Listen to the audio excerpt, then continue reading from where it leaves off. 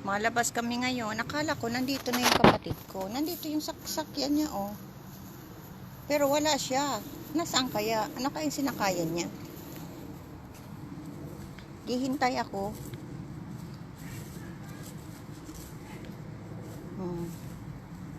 Nasaan kaya yung sasakyan? Siguro may nag-pick up. Wala naman si dito. Wala. Wala naman.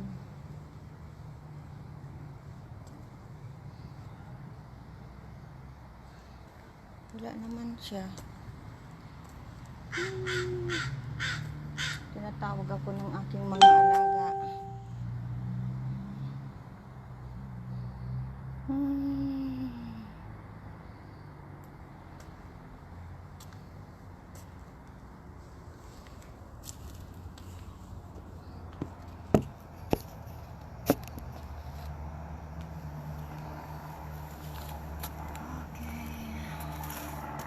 Hinihintay ko yung kapatid ko kasi nga malabas kami. Wala siya.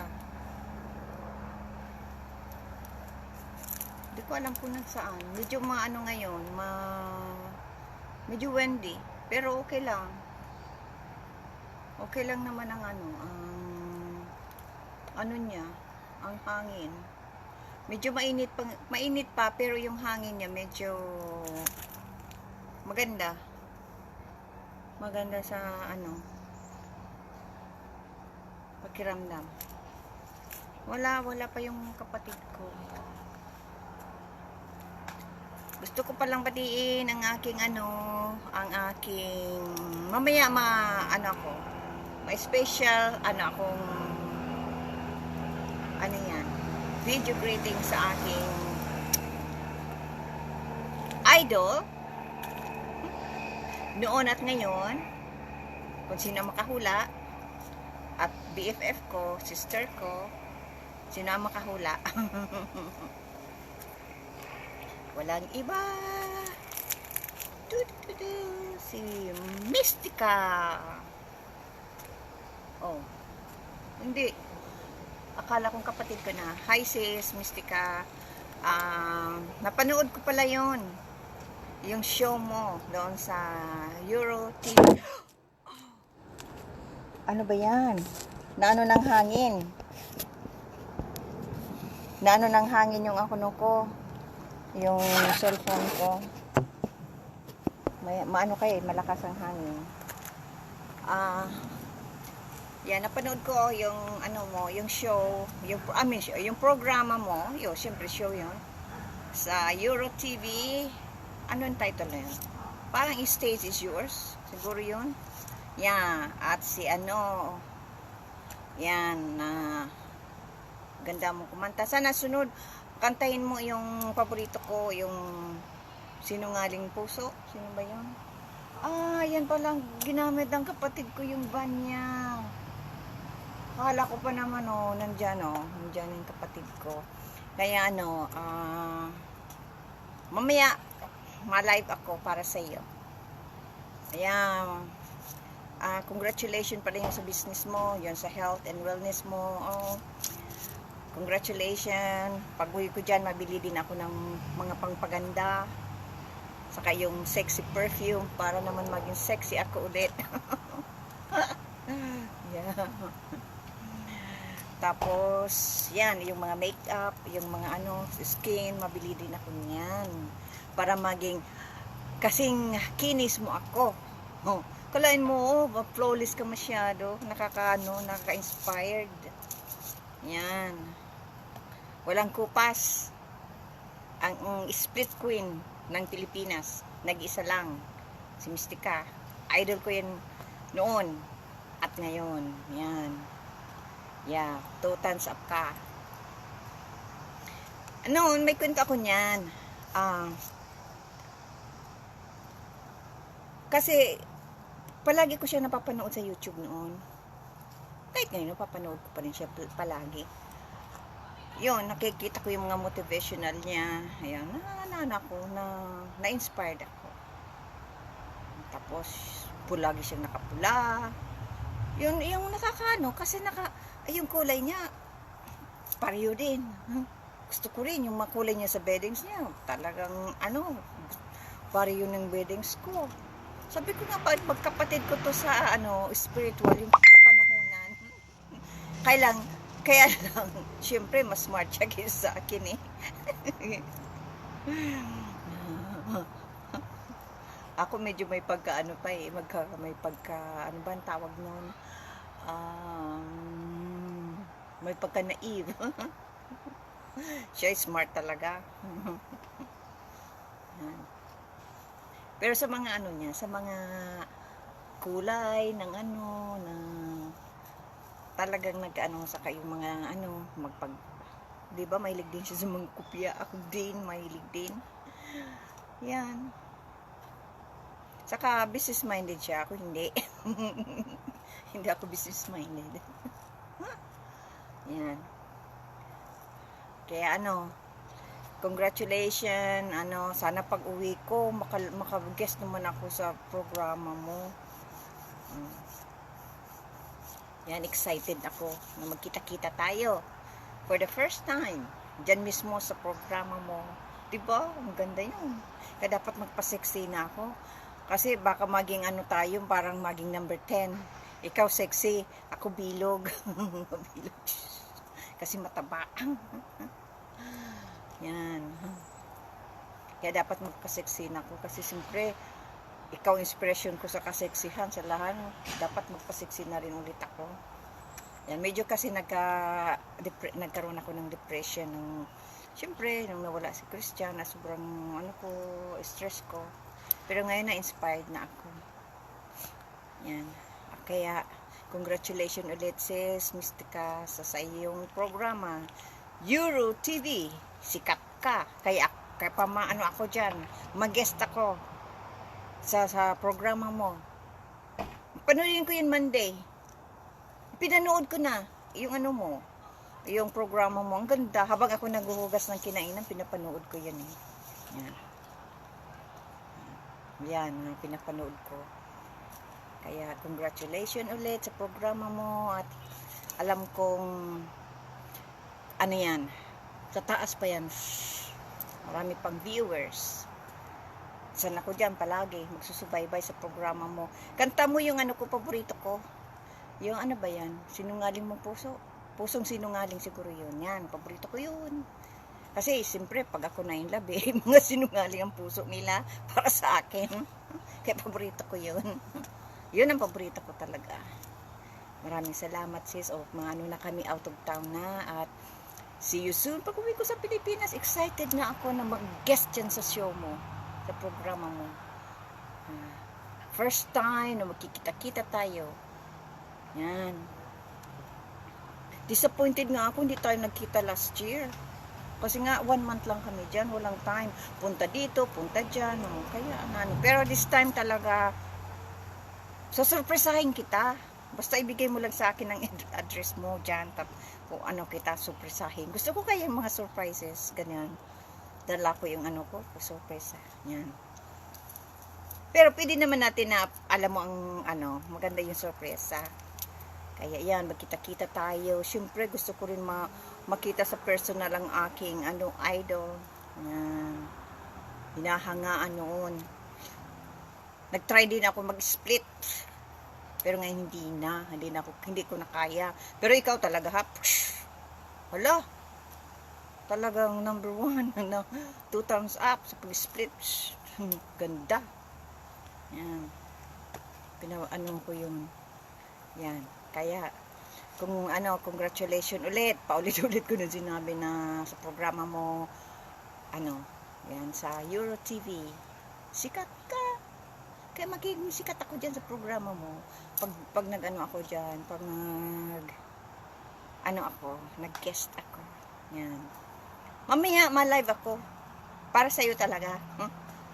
Yan. Kaya yan. Kanina naisip ko yon. Sabi ko, ikaw yung nag-live ako yung may makeup ako na pumasok sa isip ko. Nang sabi ko, i-greet kita. Kaya lang, syempre, wala nung time na Kaya yan, dito na. Pero mamaya, mag-greet ulit ako. Para sa iyo.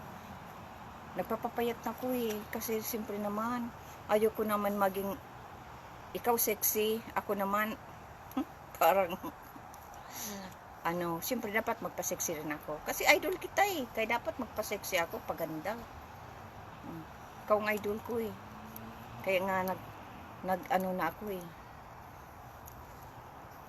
Naging na rin. Tingnan mo, pareho tayo ng ng mga outfit, ha? Kayang-kaya kong pareho kaya, hindi ko naman sa ginagaya kita. Kaya lang talaga yun ang gusto kong suotin. Kaya nga yung nag-guest ako doon sa yung ako doon sa show, yung kay Gary Santa Ana. Yung nag-guest ako doon, siyempre naka-outfit ako na yung pagsasayaw ko ng belly dancing, siksipan ha. Sabi sa akin yung doon, yung host doon sa stage, sabi, kung kaya ko rin daw mag-split parang si Mystica, kaya mo rin mag-split. Kasi nga yung yung outfit ko pala, parang outfit mo. Di ba? Kasi yun lang talaga yung ko eh. Yung naisipan ko talaga. Kasi siyempre, ma-belly dancing ako, may ganyan ako. Kaya yung sayaw ko, belly dancing. Ayoko naman nagsayaw dito belly dancing. Kasi ang taba-taba ko, my goodness. Kaya, hindi bale, tingnan mo medyo maano na nga to medyo malaki-laki na sa akin. Dati, ito, ito, para ako ditong ibos. So, tingnan mo ha. Medyo malaki na rin Malaki na itong aking, dati ganyan ako noon yan. Di ba? Nag-ano na rin. Nagpupursige na rin ako magpa-sexy talaga. Nabawasan na rin ako kahit paano. Siyempre kahit paano, pag nag-ano ko dyan, naghuhugas ako ng kinainin, nagaganyan-ganyan ako habang naghuhugas ng kinainin, ganyan ako. Sana walang nagbibideo sa akin. Sige, yung ganyan, di ba hindi hugas. So, siyempre, yung baywang mo, papawisan ka. Kaya ako palagi akong pinapawisan. Yan. Okay. Nahintay ko na yung kapatid ko at si Papa. Out of town na kami, pero live ako. Pagbalik ko sis, balik ko galing, market, out of town. Yan. At, kumustahin kita. Yan. Habaan ko para sa iyo. Kasi matagal na tayong hindi na yung may nakita pala ako sa YouTube, yung para sa akin. Papanoorin ko yon kasi na-touch ako, medyo naiyak ako. Maraming salamat sis. Diba, okay. Grabe ang pinagdaanan natin. Dati hindi ko alam yung mga bashers na yun, Dati yung, di ba, yung ako tungkol sa ex ko, ang akala nila ikaw. Hindi ko naman alam ang mga bashers noon yung mga trolls na, hindi ko yun alam na tinaratakan talaga. Oh my God! Yung pero okay na yun. Nasanay na ako. Alam ko na kung anong bashers. Kasi tinatakan talaga ako. Dapat pinapaaway talaga. Paawayin sobrang paaway. Ay ako naman noon, tanga-tanga kung ano yun. Kaya grabe talaga yung mga sabi ng yung mga gawain ng mga bashers, mga trolls, yan, mga haters, yan. Ngayon alam ko na yun kung ang rules nila. Kaya, mayroon nga dyan sa sa wall ko, na sabing, pera lang daw ang habol ng lalaki nagkakagusto sa akin. It means, mga mukhang pera lang pala ang nagkakagusto sa akin. Di ba, insulto naman yun? Yung pala, akala ko lalaki yun, yung nang lalait sa akin. Di pala, bading pala siya. Kaya, kasi kung totoong lalaki, hindi masalita ng ganyan sa isang babae. Kung talagang lalaki, ha? Kasi ang mga lalaki, talaga, yan, hindi mas basta-basta nagsasalita sa babae. Hindi ko pa alam na ano siya, na bading siya, pero nagsabi na ako ng para kang babae, para kang malanding bading, ganyan. Nung tiningnan ko yung profile niya at yung information niya, ayan, na ko na bading pala siya. Kaya naunawaan ko na.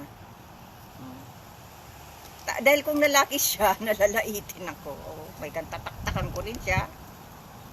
Kaya nagkataon na ano pala siya, bading mo. Siyempre, naunawaan ko na kasi siyempre, nung time na kami pa ni Christian noon, maraming mga nagkakagusto sa kanya. At talaga tinataktakan ako ng mga bading, mga babae, bading niya, nag-message sa akin, kung ano mga sinasalita sa akin, yung mga bading na nagagawa ng mga fake account, tinaktakan ako, na ganyan. Kaya, ngayon alam ko na bading siya, hindi ko napapansinin. Pero kung totoong lalaki yun, na ganyan, talagang, aanuhin ko siya. Kaya lang, wala naman totoong lalaki na nang kakat down sa akin, wala. Mga bading lang talaga, na yung mga nagugusto sa kay kay Christian, yan. Yun ang nalalait sa akin. Saka, kung anong nababasa nila dyan, na siguro yung may ibang nag-comment sa akin, o siguro may kursunada doon sa lalaking yun, ako ang tinataktakan. Ganun yun. Kaya naunawaan ko na. Yan. Kaya yan, wala pa. Si G. Siguro may ginagawa pa. Okay, maraming salamat sa mga nanonood at kung sino nagpadala ng puso, maraming salamat. Yan. Kaya, ito basta pula, nakaitim kasi ako. Di ba, itim? Tapos may pula akong hindi ko nakukuha yung iba kong hat kasi nga nung lilipat yung mga gamit ko, may container ako ng mga hat ko lang. Hindi ko nakuha kaya ito palaging itong suot. Kasi paborito ko to eh. Ito ang paborito kong mga pula. Alam nyo ang aking weakness? Pula. Pula talaga. Pag ako nakakakitang nakasuot na pula, ang mata ko talaga. Ganyan. Na talaga ako. Namamagnet ako sa pula. Kaya kung gusto nyo makuha ang attention ko, magpula kayo. Pula lahat. Pulang sapatos, pulang talaga makukuha yung attention ko. Pag kayo nakapula, yan ang aking yan ang gayuma sa akin, pula. Si Sis Mystic nga, nung nag-outfit siyang pula, Diyos ko po, sabi ko sa akin yun, pala yung may show siya, sa TV nakikita ko yung mga damit niyang suot, saka may boots siyang pula, ay sabihin pangarap ko na sa akin na yun, akin na yung sapatos na yun, akin na yung outfit na yun, gusto ko kaya yun, mga sapatos na yung matataas ang ang heels, kasi bawal sa akin ang estilito. Bawal kasi nga na-aksidente ako. Yan. Kaya, kaya? Tagal na ako dito wala pang kapatid ko. Tatanungin ko kaya. Kung kasi gutom na ako eh. Kaya maraming salamat sa mga nanonood. Mamaya na naman. Kasi gutom na ako. Siguro makain akong saglit. Kasi wala pa akong breakfast na ngayon dito. Ma-out of town kami. Late na. Gutom na ako. Yung tiyan ko, na. Okay, maraming salamat sa mga nanonood. Si medyo nagpayat na ko at paano ko nalaman, tingnan nyo, see? Dati, ito sa akin, yung para kong ibos pag sinuot ko ito. Itong panitaas na ito. Alam ko ito, kasi Calvin Klein ito. Pag paborito ko to itong Calvin Klein na shirt na ito, sweatshirt ito kasi medyo malamig kaya sinuot ko. Kanong sinuot ko ito noon, para akong ibos, talagang ibos na ibos. Ngayon tingnan see, gulat nga ako, kaibig sabihin ano na rin, nagpayat na rin ako kahit kaunti. No? Diba? Improvement na yun. No? Kaya yan. Oh. Kikita na rin. Kasi medyo maluwag na to sa akin. No? Kaya ano na. Kasi nag 170 talaga ako. Sa totoo lang. Nag-suffer akong depression talaga. Pagkain ko, ibinaling. Yan. Kaya yan. Mahirap na kapag pinabayaan mo ang sarili mo. Kasi ngayon na medyo na-realize ko na nakaano na ako, parang naka-move on na ako, unti-unti na ako naka-move on sa pagkawala ni Christian. 6 months na ngayon. Ano na ngayon eh, ano na din, August 17, 6 months na siyang nawala. Kasi nawala siya February 17. Na-shock talaga ako. Sa totoo lang, kasi kakausap ko lang siya eh. Na-shock ako. Kaya hindi ko matanggap yun talagang naging parang nag-fall apart ako noon binaling ko sa pagkain. Tingnan niyo naman ang resulta. Talagang naging naging lumaki ako kasi yung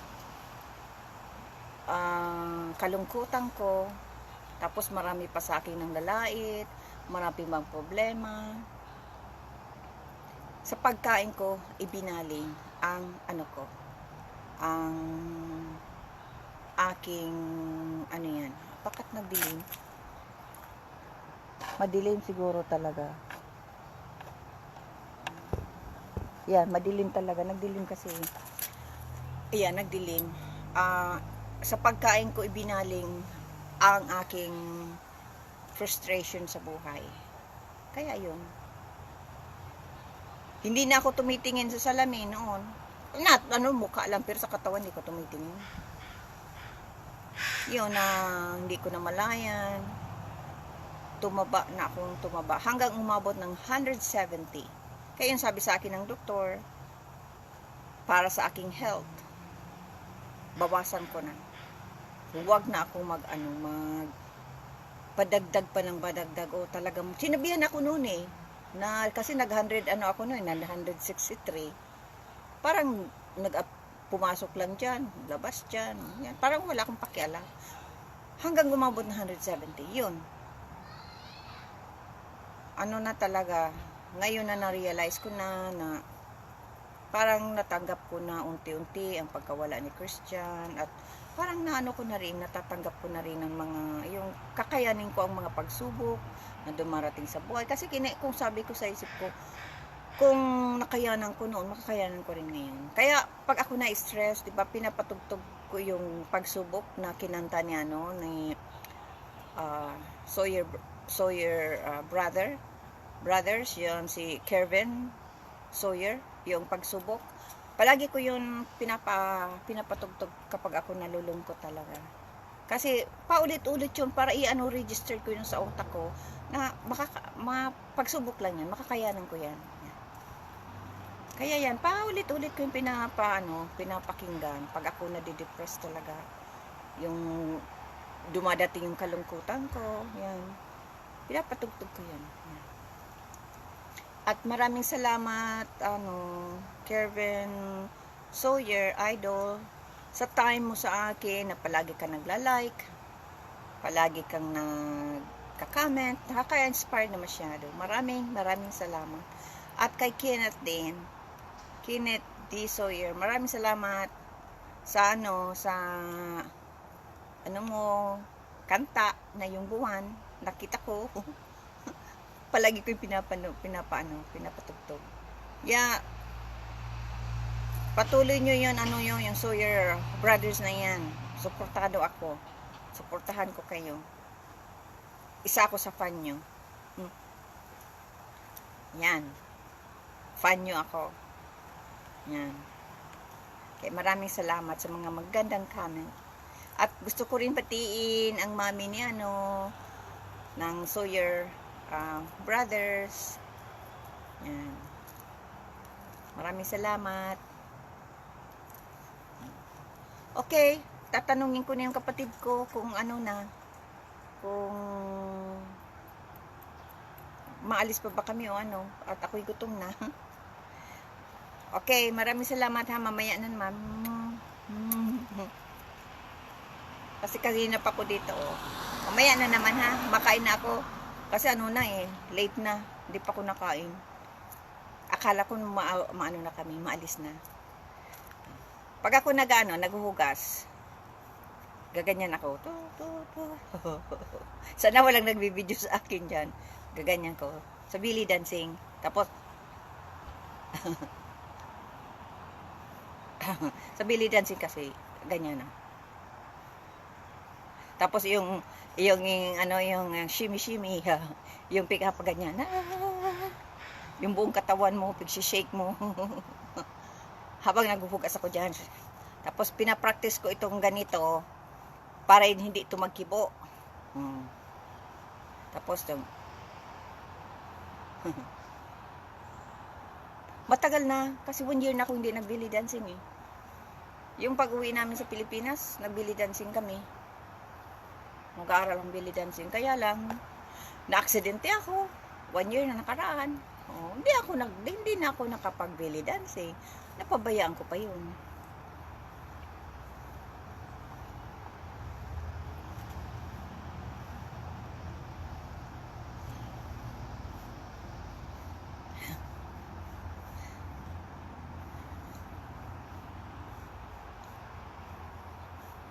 Saka yung ipapractice ko nga yan, mga ganyan. Sana walang nagbibideo sa akin yan sa likuran ko. At makita ko na lang. Nasa YouTube na ako. Kasi nagsasayaw ako dito. Alam mo naman, hindi mo alam kung anong mga na mo ha. O sige. Ano na ako? Out na.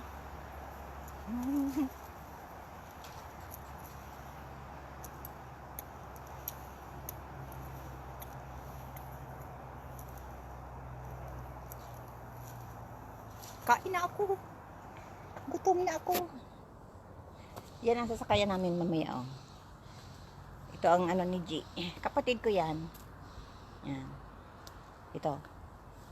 Ito, oh. Yan ang sakayan namin. Ito naman ang kutsi ko. Tapos ito, sa kapatid ko pa ito. Tapos ito naman, sa kapatid ko pa yan, oh. Yan, ito, oh.